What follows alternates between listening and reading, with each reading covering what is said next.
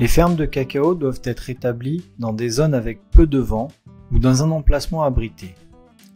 Les cacaoyers sont vulnérables au vent, les feuilles peuvent être déchiquetées ou même se détacher lorsqu'elles sont exposées à des vents soutenus de 16 à 24 km/h, 10 à 15 000 par heure, avec des rafales à 40 km/h, soit 25 000 par heure. Sans protection, des vents soutenus de 64 à 80 km/h ou 40 à 50 miles par heure causeront une défoliation sérieuse des arbres, une mauvaise maturation et qualité des fruits et un dépérissement des branches.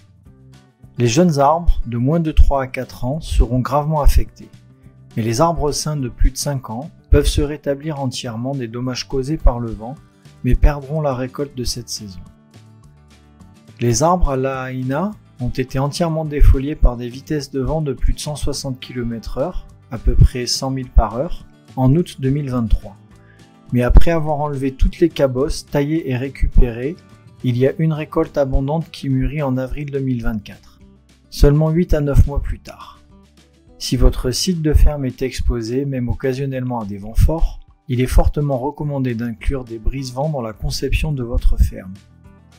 En ce qui concerne l'altitude, le cacao peut être planté du niveau de la mer jusqu'à 300-400 mètres au-dessus du niveau de la mer dans la plupart des régions et, dans les pays véritablement équatoriaux, jusqu'à environ 1300 mètres au-dessus du niveau de la mer. Le cacao pousse mieux dans les sols légèrement acides et préfère les sols avec une teneur plus élevée en matière organique. Consultez votre pédologue local et ou les services de vulgarisation agricole pour prélever des échantillons de sol et faire analyser votre sol. Le rapport d'analyse du sol devrait inclure des recommandations et vous conseiller sur la manière de préparer et d'amender votre sol avant la plantation.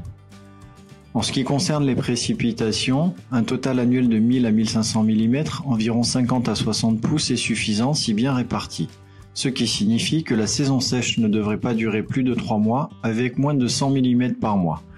Si les saisons sèches sont longues ou si le total annuel des précipitations est insuffisant, l'irrigation doit être installée avec la plantation.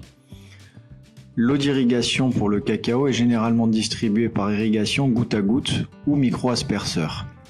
Les arbres peuvent survivre à des inondations temporaires, surtout s'il y a un bon espace sporal dans le sol. Mais des périodes prolongées d'inondation ou le sol gorgé d'eau réduiront la santé et la productivité.